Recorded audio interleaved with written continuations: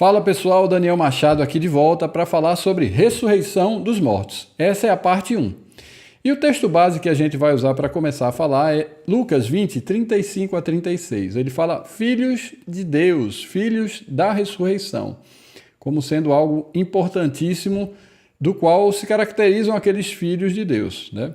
Agora, onde originou todo esse entendimento acerca da ressurreição dos mortos? Primeiro a gente pode trazer aí Abraão, né? Todo mundo sabe, é muito famoso o evento do sacrifício de Isaac, onde ele acreditava que Deus era poderoso o suficiente para trazer Isaac de volta. Mas a gente tem que lembrar que em Romanos 4, ele fala que Abraão creu na ressurreição dos mortos muito antes disso, né? Ele creu no Deus que traz os mortos de volta à vida e cria coisas novas do nada, né?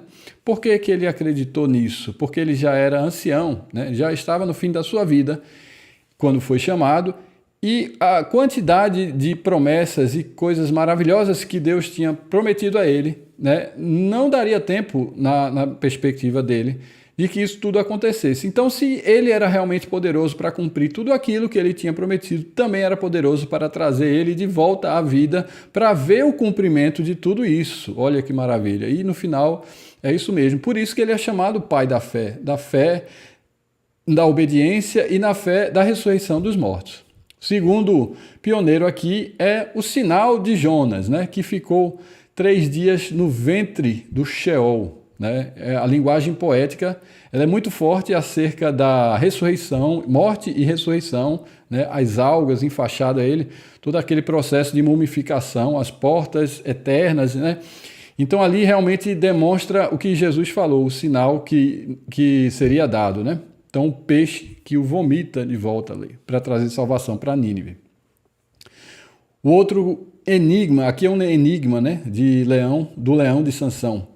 Do comedor saiu a comida e do forte a doçura. Em 3 dias não puderam decifrar esse enigma, né? Então aqui mostra aí Jesus se dando como o próprio alimento, pão vivo que desceu do céu, né? E que do forte saiu a doçura do seu Espírito Santo, né? E eles não conseguiram decifrar esse enigma em 3 dias, tal qual foi a ressurreição de Jesus. O pacto com Davi, né? O rei que nunca apodreceria no túmulo. Então, talvez na sua Bíblia tenha aí que o rei que nunca veria a corrupção, o santo que nunca veria a corrupção, né?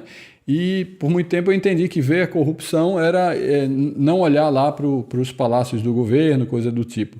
Mas aqui simplesmente é não apodrecer no túmulo, né? Então, Salomão não foi esse rei da descendência de Davi que cumpriu isso. O rei eterno de um reino eterno que precisava ressuscitar dos mortos para não apodrecer no túmulo.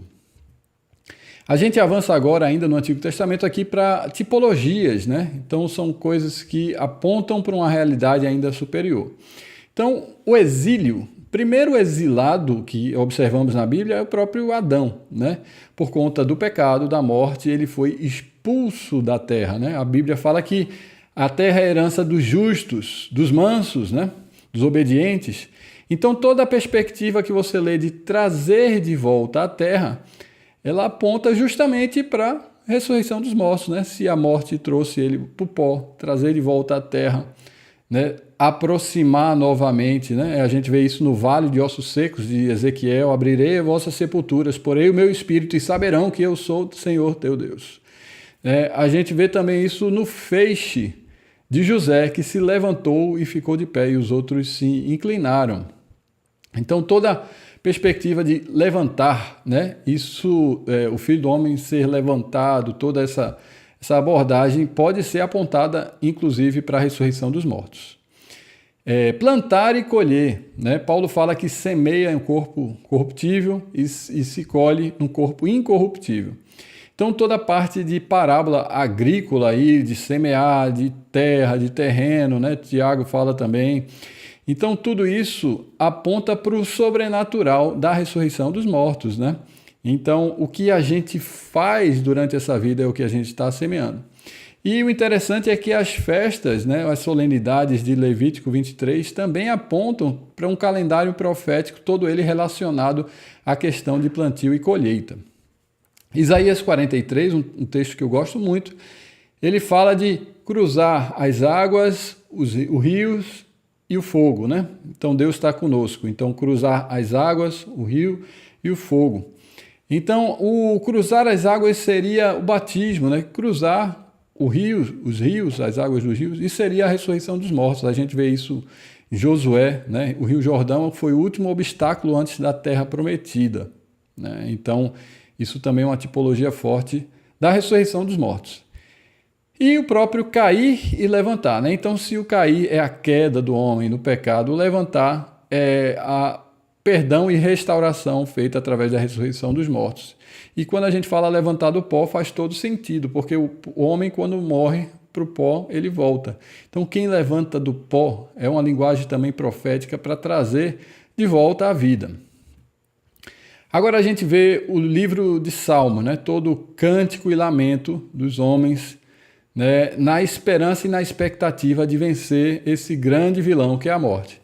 Então, Salmo 17,15, ele fala: Eu, porém, na justiça contemplarei a tua face. Quando acordar, eu me satisfarei com tua semelhança. Veja só que maravilha. Quando acordar do sono da morte, né? Seremos transformados. E os que estiverem vivos, no piscar de olhos, também serão transformados e encontraremos todos o Senhor e seremos semelhantes a Ele. O vale da sombra da morte não precisa ser temido, porque o Senhor já passou por ele. Sua vara e seu cajado me consolam. A gente vê expressões como alma remida da sepultura, sair do abismo da terra, né? Cama, ainda que eu faça minha cama na sepultura, ainda assim tu estarás lá. Então, aqui os salmos falam desse anseio e desse desejo, disso que está no coração do homem, de vencer a morte. E todos esses textos trazendo aí, apontando para uma realidade que vai ser cumprida em Cristo. Então, essa foi a primeira parte. Acompanhe aí a segunda parte com a gente e beleza, fui!